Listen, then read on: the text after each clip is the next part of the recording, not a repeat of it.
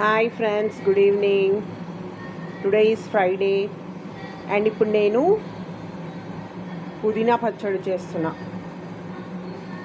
పుదీనా, కొత్తిమీర, పచ్చిమిర్చి, వెల్లుల్లి అండ్ 2 టమాటాలు వేసా, 2-3 టమాటాలు వేసా. ఇవన్నీ బాగా ఆయిల్లో ఫ్రై అయ్యాక మిక్సీలో వేస్తా. అప్పుడు కొంచెం ధనియాలు, జీలకర్ర వేంపి వీటితో పాటు గ్రైండ్ చేసి తాలింపు వేసేసుకుంటే పుదీనా పచ్చడి రెడీ. వేడి అన్నంలోకి బాగుంటుంది. పుదీనా పచ్చడి స్మెల్ అయితే సూపర్ వస్తుంది ఫ్రెండ్స్. ఇదంతా మంచిగా ఆయిల్లో వేగాక దగ్గరకు వచ్చినాక మిక్సీ గ్రైండ్ చేసి అప్పుడు తాలింపు వేస్తా.